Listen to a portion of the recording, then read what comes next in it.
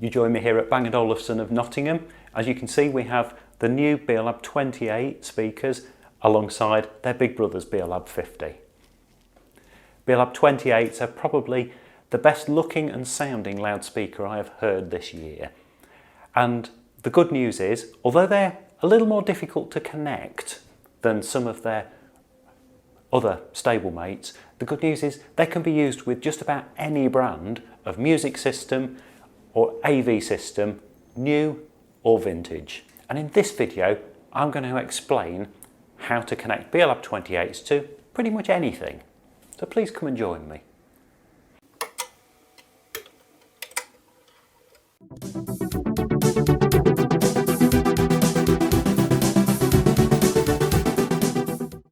If you're new to the channel, I'm Steve from Sounds Heavenly. I'm on a mission to help people to get the best from their B&O Olufsen products, particularly loudspeakers. And what I want to reassure you with today is that Beolab 28 can be used with any new or classic B&O Olufsen products, and also with just about any television, music system or surround sound system that you could care to dream of.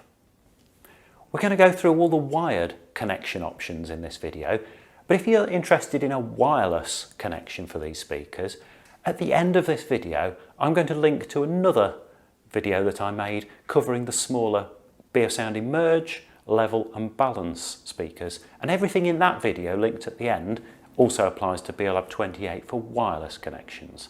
So let's cover the easy options first. If you have a B&O Olufsen television, music system or Beosystem AV processor.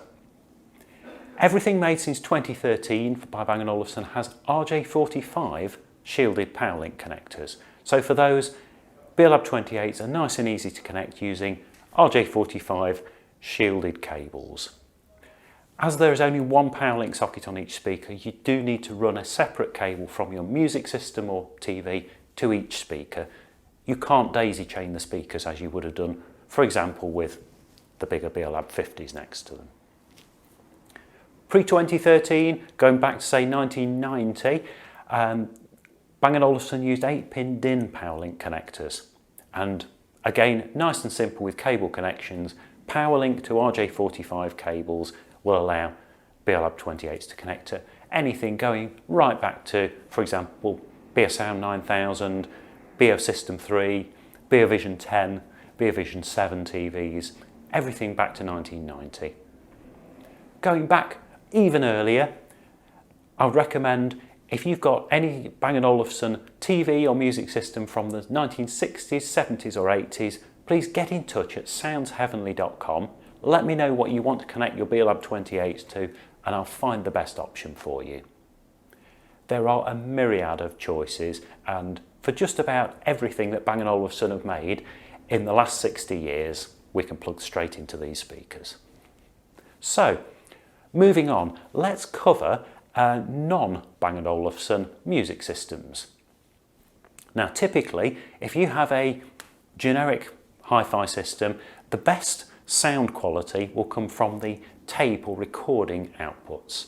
And typically, RCA phono connectors, we can do a cable to go into the mini jack line input of Beolab 28s. Now this connection is audio only, it's not for video. And that's really important because there's a 330 millisecond delay on that input. And that means that if you were to, for example, connect a television or an AV receiver into the line input of the speakers, you get a significant lag where the sound is echoed behind the picture. And that becomes really noticeable. To give you an idea, it's the equivalent of having the speakers about 110 metres away from your listening position. So it's a significant delay. So for connecting a music system, we'll use the line inputs. For connecting anything with video, where we have to match the sound to a picture, we'll be using the power link inputs.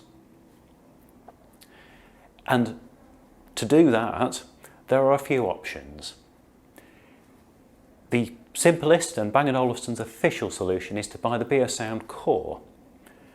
It's a music streamer and it also has analog stereo audio inputs and optical inputs. And that allows it to work with a generic television that has an optical output only. It gives you a volume control and it gives an RJ45 power link output to go to the speakers.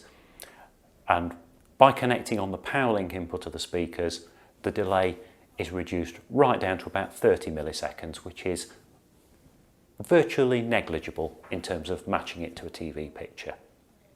Another solution, now discontinued but often available pre-owned, is the B&O Connection Hub, also known as the S8 Hub. And this was a little TV interface, again with an optical input, an RJ45 power link output, and this had the quirk of, if a TV has an infrared remote control, it could code learn that remote and operate the volume for the speakers from the TV remote. So it's worth noting that's not worthwhile if you have a Bluetooth remote on your TV, because the Connection Hub just cannot see that remote. But if you have a TV with an infrared remote, that's quite a cost-effective option. They sold at about £150 in the UK when they were a current Bang & Olufsen product, making it cheaper than adding in a BSM core. Now, if you have an AV receiver and you want to use Beolab 28 as part of a surround sound system, then the Connection Hub or the core aren't really ideal because they're stereo products. So what I'd suggest is look for an AV receiver that has RCA pre-out sockets. Now these are important because they're volume controlled.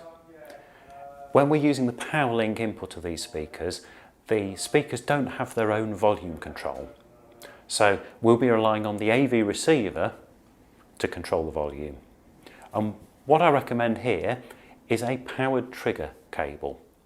And if you're looking for this, please get in touch at soundsheavenly.com and I'll explain exactly which parts you need for your setup. But basically this will allow Beolab 28s to function alongside any other Beolab speakers, including Beolab 50s, 5s, 3s, 8000s, 6000s, 4000s, 4, Beolab 10s, 11, Beolab 2, you name it. Anything that Bang & Olufsen have produced since the late 1980s can work alongside Beolab 28s for surround sound. And also there is a version of this trigger kit available for a simple wired connection with a television that has a headphone socket. So this will come from the TV headphone socket and out to the two speakers via their power link inputs. The trigger kit switches on the speakers, makes them think that a B&O TV is connected, and they'll work to the TV from the TV volume control and without any audio delay. Now I'm conscious we've covered a lot of options here, so if you take away one thing from this video, then please let it be that whatever you want to connect to Beolab 28, or indeed their big brother Beolab 50, is possible. And if you get in touch at soundsheavenly.com, let me know your particular circumstances and equipment, and I can help you to get everything working. So coming on screen just here is the video to give you all the wireless connection options for Beolab 28s. And if you've got any questions that weren't answered here, let me know. Thank you very much for watching.